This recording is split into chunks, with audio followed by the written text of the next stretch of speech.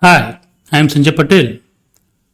In this lecture, we are going to see one very important result about the relationship between the two types of limits or two kinds of limits, limit of function and limit of sequence. So, before we proceed to prove this relationship, let us understand and recall the two important concepts of limit of function and limit of sequence. We know limit of function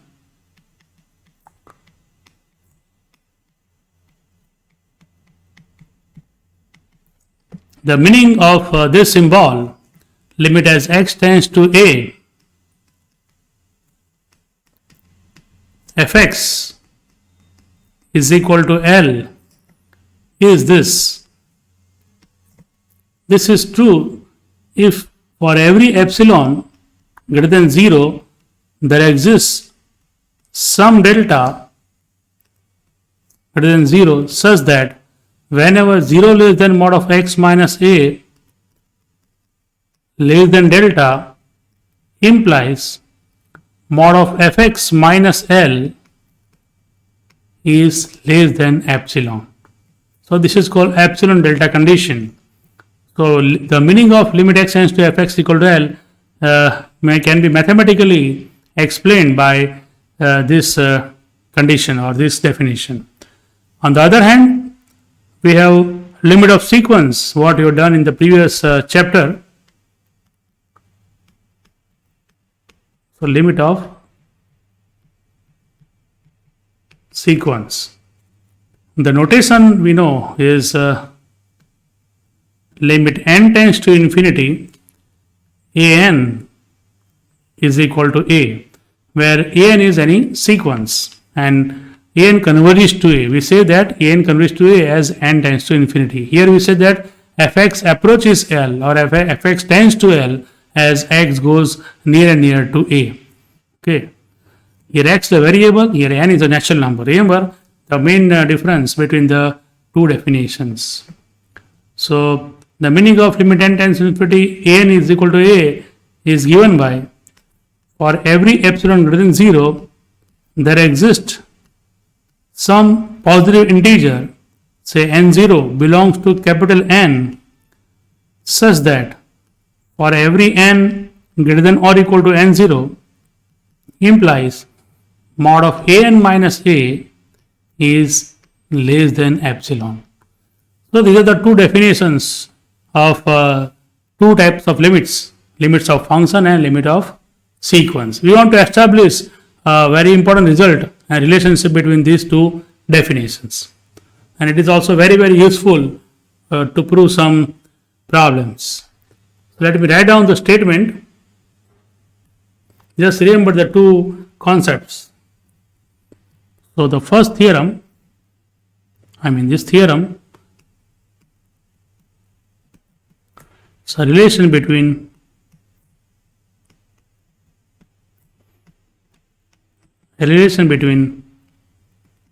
limit of function and limit of sequence.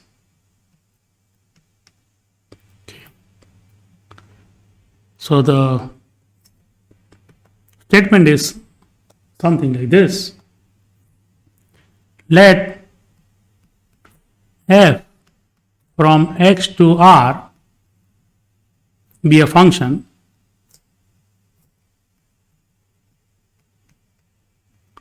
f from x to r be a function and a is a real number. Okay, then prove that limit, let me write this way, then limit x tends to a f of x is equal to L if and only if, or let me just use a symbol, double implies means if and only if for every sequence for every sequence of points, say xn in capital X in the domain with xn is not equal to a for every n if xn converges to a, then we must have f of xn, the image sequence f of xn converges to L. So it is very important condition. One can understand this way. We have a function from say x to r. So suppose this is our domain and this is our codomain, and f is a function from say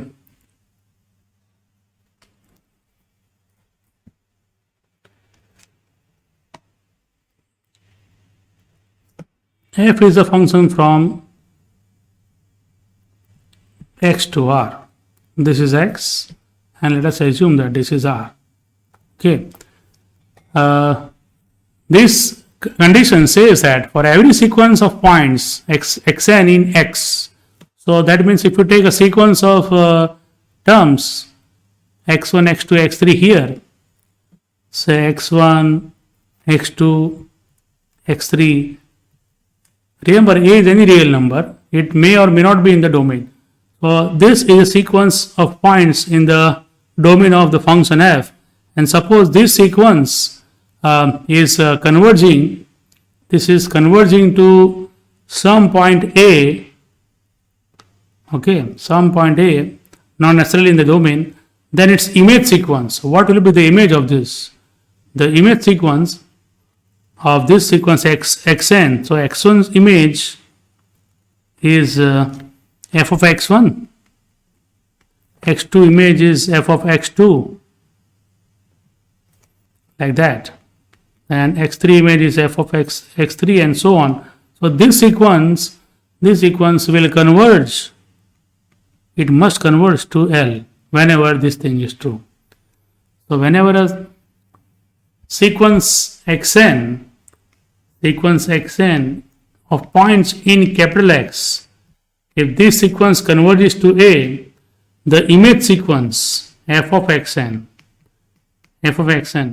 this sequence in the codomain, that is in R, converges to the number L. So that is the meaning here. Let us prove this theorem. Remember, there are two parts. If limit of fx is L, then this condition is satisfied, and whenever this condition is satisfied, we have to show that limit of fx is L. So let us start.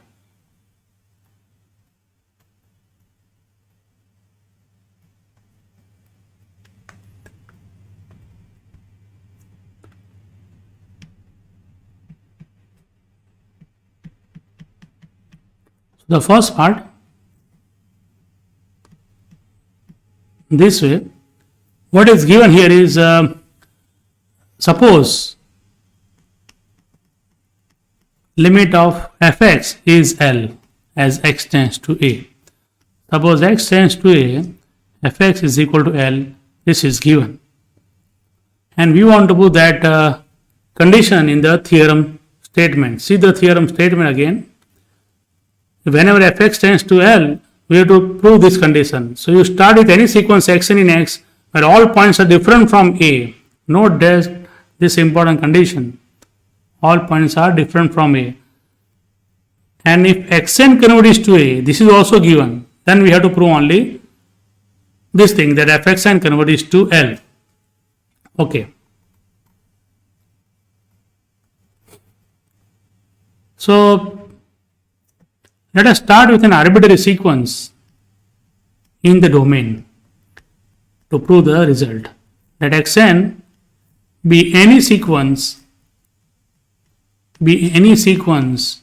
in the domain of the function, that is x, with the condition that xn is not equal to a, for every n. and suppose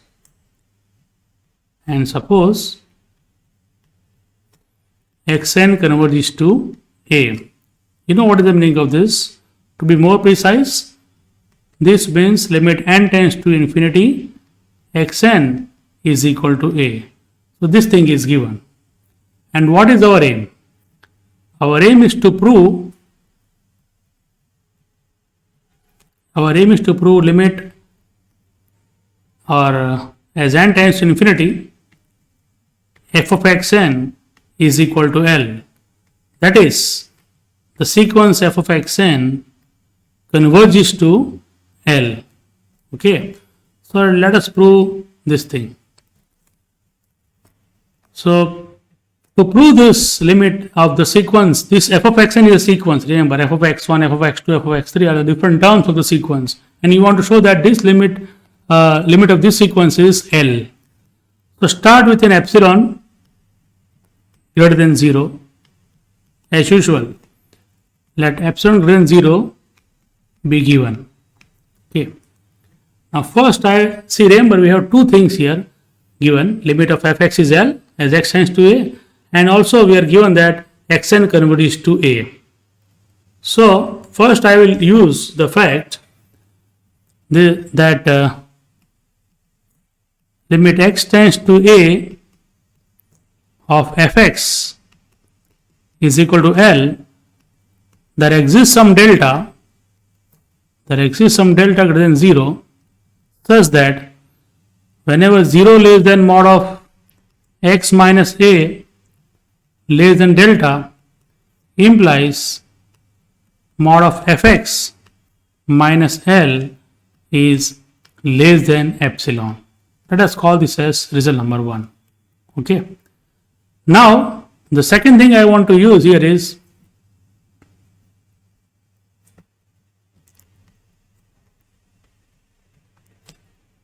we are also having limit of the sequence xn as n tends to infinity is equal to a. This is given. This is we have assumed. Suppose xn converges to n. Our aim is to prove f of xn converges to L. So since xn converges to a, I want to use the same delta as epsilon for the definition of limit of sequence. So then for the above delta, for the above positive number delta greater than 0, if I apply the definition of limit of sequence, what I will get is sum n0, there exists some n0 belongs to n, that is set of natural numbers, such that for every n greater than or equal to n0 implies mod of xn minus a is less than delta. Mod of xn minus a is less than delta. Remember that I have just used the definition of limit of sequence. In the limit of sequence definition, we take epsilon greater than 0 and we have some n0, but that epsilon I am taking as delta, this number delta which we have obtained in the result number 1. Okay, this I can rewrite as 0 less than mod of xn minus a less than delta, because we are given that xn is not equal to a for every n. So I can write strict inequality here. So what we are having in this step, that we have set of values of x, say x1, x2, x3 and so on, for which 0 less than mod of x minus less than delta is true. So I can use the result number 1, and you know what is the result number 1 here, 0 less than mod of x minus, so it is the same type of condition. So I can apply that this implies mod of f of x, but x is xn here, minus L is less than epsilon. This is very important step and it follows from result 1. Okay. So what is proved actually? Remember, we have started with epsilon greater than 0 and we have found some n0. We have started with this epsilon greater than 0 and we have found some n0 such that for every n greater than or equal to n0, this condition fxn minus L less than epsilon is proved. So let me rewrite it what we have proved. So thus, for every epsilon greater than 0, there exists some delta, not delta, there exists some positive integer n0, there exists some n0 belongs to n, such that for every n greater than or equal to n0 implies mod of f of xn minus L less than epsilon, and this means limit of f of xn is nothing but the number L. So limit n tends to infinity of the sequence f of xn is L. So we have proved that fxn converges to L. Okay. So in this part, whenever xn converges to A, we have proved that fxn converges to L. So let us now go to the converse of this theorem, the reverse part or reverse implication. In the reverse implication, we are given that condition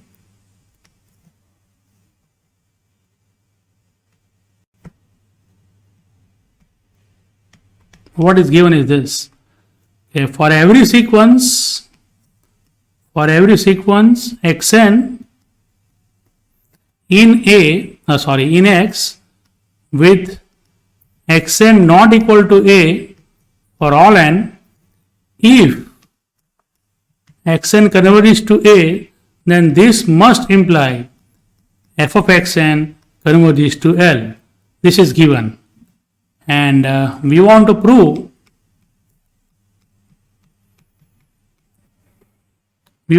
that limit n tends to limit x tends to A, f of x is equal to L. This is to be proved. Okay. So limit of fx exists is equal to L as at the point A. This I will prove by contradiction. Just recall what is the meaning of this symbol limit x tends to fx equal to L. We know, we have already written in the beginning, if this is true, then we can say for any positive epsilon, we can always find some delta greater than 0, such that whenever 0 less than mod of x minus less than delta implies mod of fx minus L is less than epsilon. So for every epsilon, there is some delta such that that condition is satisfied. But I want to prove this by assuming this is not true, or by assuming to a contrary. So suppose this is not true. What is to prove is not true. That is, this limit is not L. Then it means that there exists some epsilon. See, if it is true, then for every epsilon there is some delta greater than 0. So negation of that definition is this, that there exists some, remember this is some particular epsilon now, there exists some epsilon, every becomes some when you take the negation, there exists some epsilon greater than 0 such that there does not exist any delta for that particular epsilon for which the following condition, such that the following condition holds. Following condition holds. And the condition is, this thing, 0 less than mod of x minus L less than delta implies mod of fx minus L less than epsilon. This condition holds. So there is some epsilon greater than 0 such that there is no delta for which the following condition holds. What is the meaning of this statement? The meaning of this statement is, this means for all delta this condition is not satisfied. For this particular epsilon, whatever delta you choose, the following condition is not true. This means for every delta greater than 0, there always exists some x belongs to capital X with the condition 0 less than mod of x minus a less than delta, but mod of fx minus L is not less than epsilon, So that is the meaning here. So that is for every delta you can find some x. So if I take delta is equal to 1, I will get some point, say x1, for which 0 less than mod of x1 minus a less than delta is true, but mod of fx1 minus L is not less than epsilon, and that is mod of fx minus L is greater than or equal to epsilon. So this is very important step. You understand? If the definition of limit is not true, means for some epsilon we cannot find any delta for which that epsilon delta condition holds. Means whatever delta you choose, you can always find out some point x for which 0 less than mod of x minus less than delta is true. This is true, but this is not true. So that we have mentioned here. Okay. Since this is happening for every delta, I can take any delta whatever I like. So what I will be doing is this. I will be choosing different values of delta in this manner. Say if I take delta is equal to 1, I will get 1 point, say x1. Okay, let me write this way. In particular,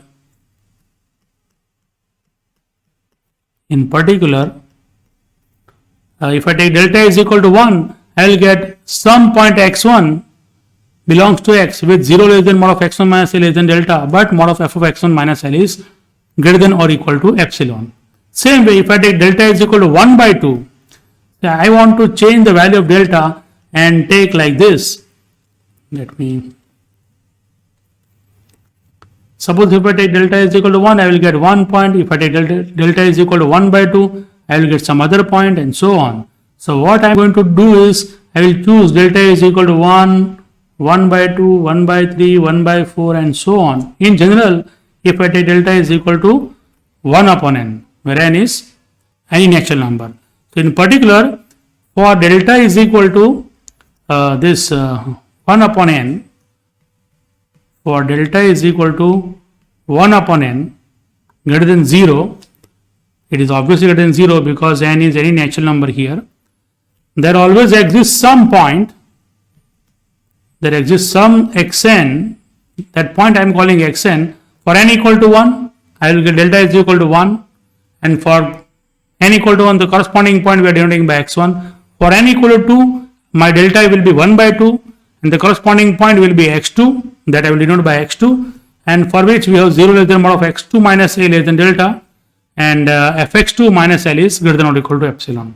So in general, I can write like this, that in particular for delta is equal to 1 by n, there exists some xn belongs to x such that 0 less than mod of xn minus a is less than delta, which is equal to 1 upon n, is true, but mod of f of xn minus L is greater than or equal to epsilon. This we are writing because of our observation or our assumption which is given in star. Okay. So what does this mean? As a result of this, for different values of n equal to 1, 2, 3 and so on, you will get different points like this, x1, x2, in general xn. So thus, in this manner, we have obtained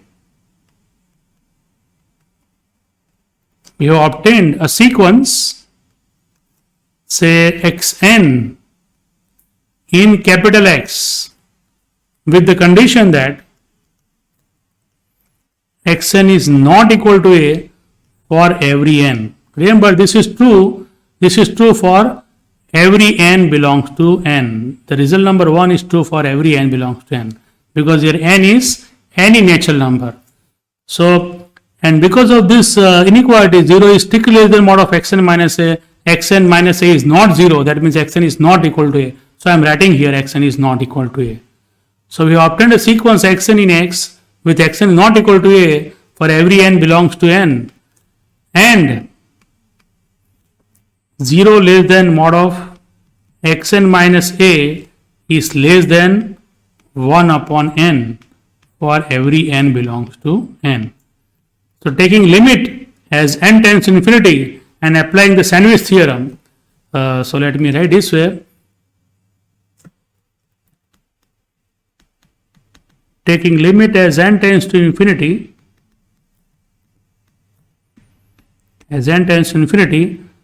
in this inequality, we get, what will happen?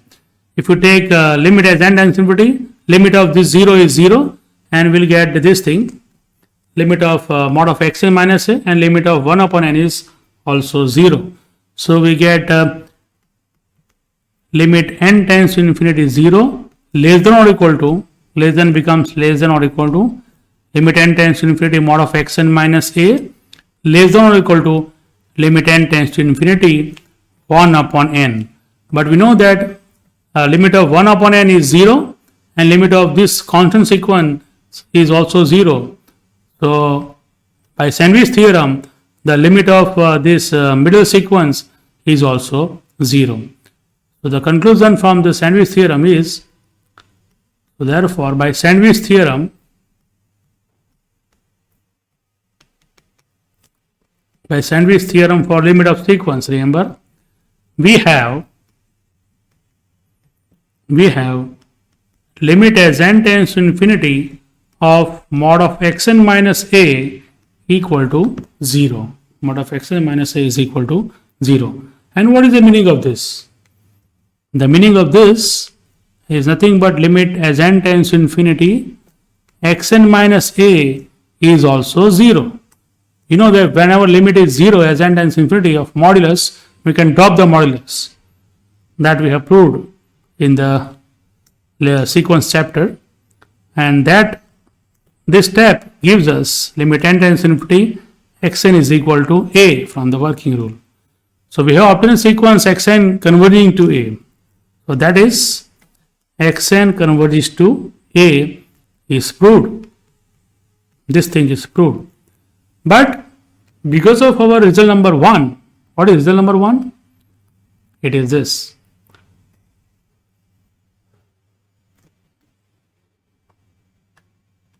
This result number 1, mod of fxn minus L is always greater than epsilon for every n. So this means the difference fxn minus L cannot be made less than this particular epsilon. Remember, this epsilon is a particular value which we have chosen in the beginning. So fxn minus L is cannot be made less than epsilon for every for some point onwards or for every n. So fxn does not converge to L. It follows from this result number 1. So I will write that.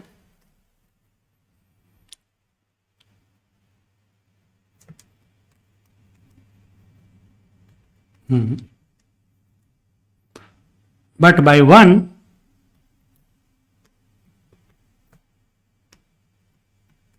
by result 1, that is mod of f of xn minus L is greater than or equal to epsilon for every n, means the sequence f of xn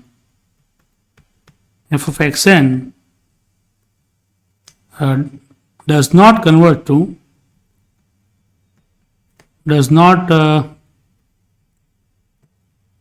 converge to L, or let me write in symbol, that is f of xn does not converge to L. Okay, so what we have proved actually, is We have obtained a sequence. See, we have written here somewhere. Yes, we have obtained sequence xn in x with xn not equal to a, and have proved that this sequence xn converges to a, but fxn does not converge to L. So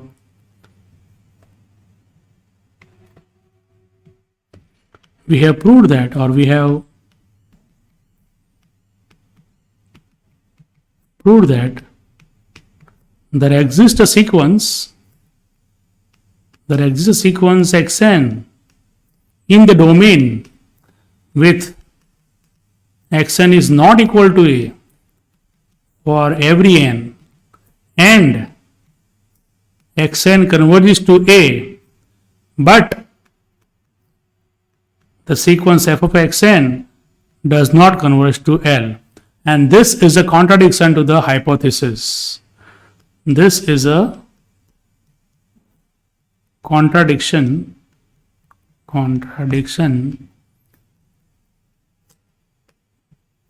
to the hypothesis.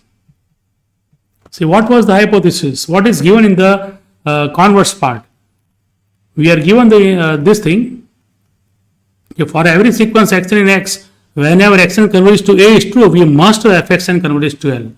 But what I have proved? I have found a sequence xn such that xn converges to a, but fxn does not converge to L. Okay, so why we are getting this contradiction? Because of our this wrong assumption. We are assuming that this limit is not L. Suppose not means this limit of fx is not L. So therefore, our supposition must be wrong, and what is proved is limit of fx is equal to L. So let me write it again. So therefore, our supposition must be wrong. We assume that limit of fx is not L. So what is proved is limit of fx is L. Therefore, limit x tends to a, f of x is equal to L is proved. So this is the very important relation between limit of function and limit of sequence. Okay. Using this, we can also establish the, say, some limit of a function, say, does not exist, or and also can prove some interesting problems. In this regard, let me take a simple example. Say,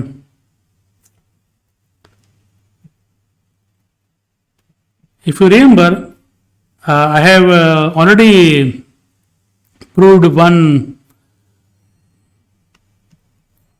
example. I am taking the same problem again. Let f be a function from R to R, be defined as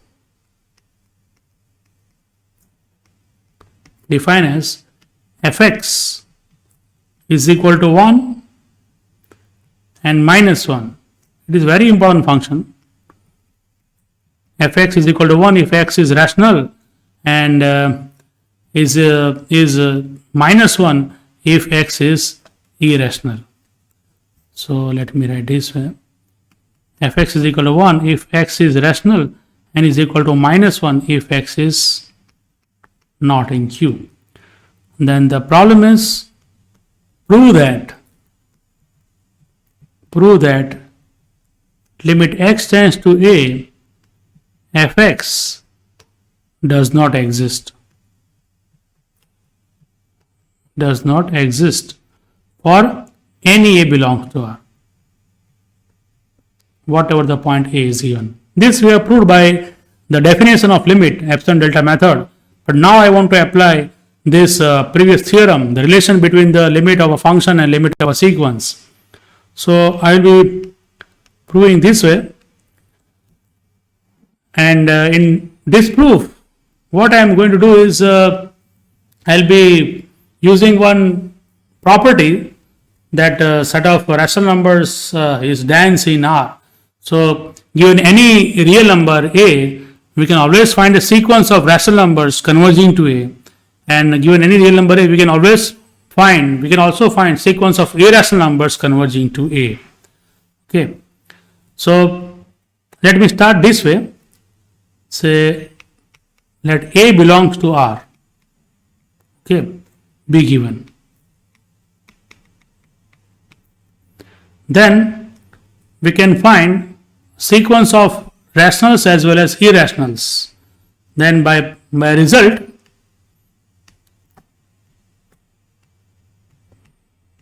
or by a property of the rationals and irrationals, by result, there exists a sequence of rational numbers that I am calling, say, AN, which is in Q, sequence of rational numbers, and also a sequence, say, Bn in R minus Q.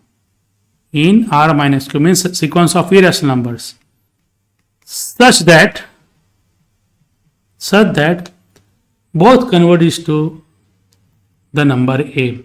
Given any real number A, we can always find a sequence of rational numbers and sequence of irrational numbers converging to the given real number A. So such that An converges to A and the sequence Bn also converges to A. This is always possible. Okay, this you can try as a homework. Okay, it is a very interesting exercise, just simple basic use of properties of real numbers. Okay, so we have two sequences, An converges to A and Bn converges to also A. And now if I assume, suppose if possible,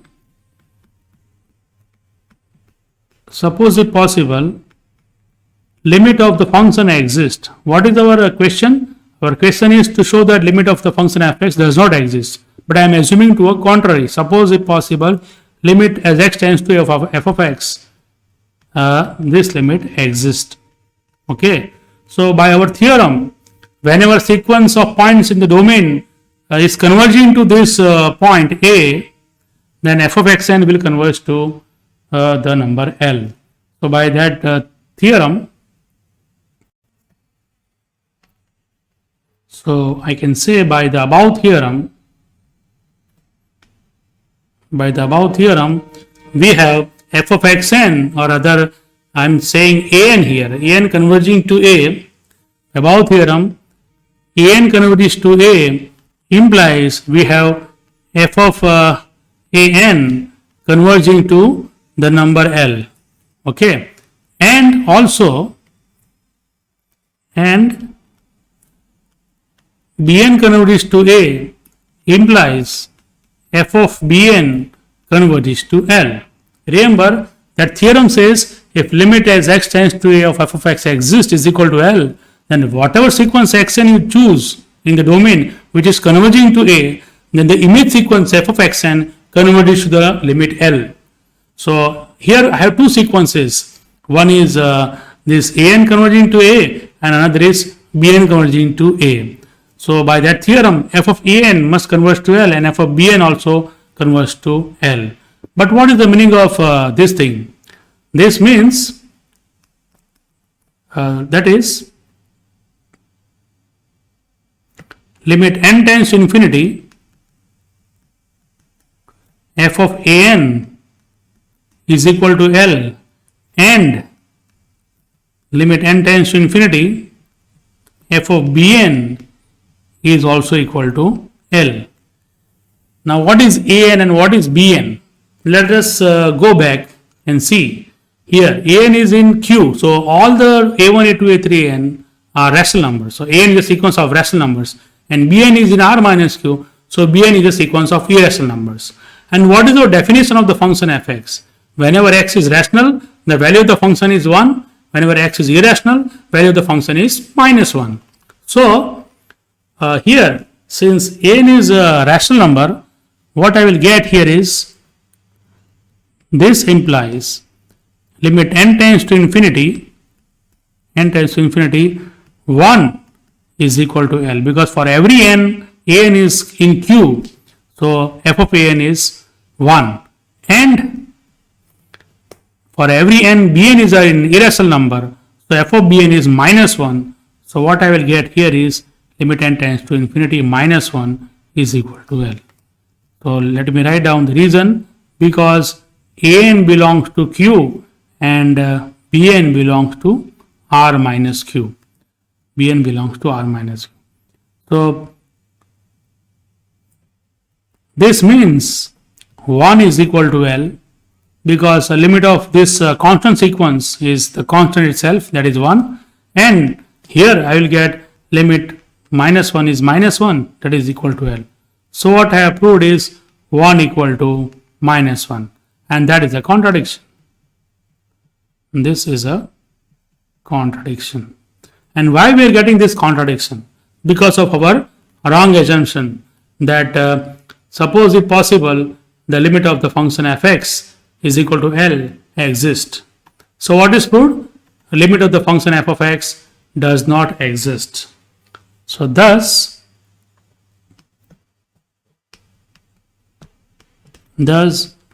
limit as x tends to a, f of x does not exist.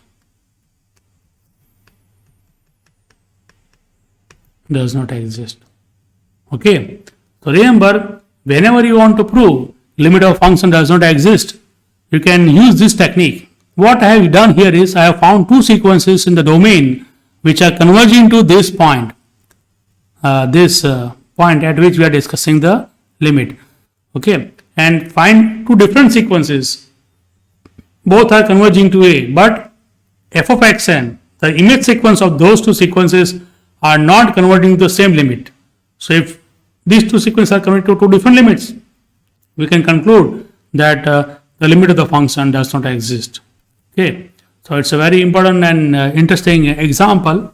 Another way of proving that limit of this function, this particular function, fx is equal to 1 if x is rational, is equal to minus 1 if x is irrational, does not exist.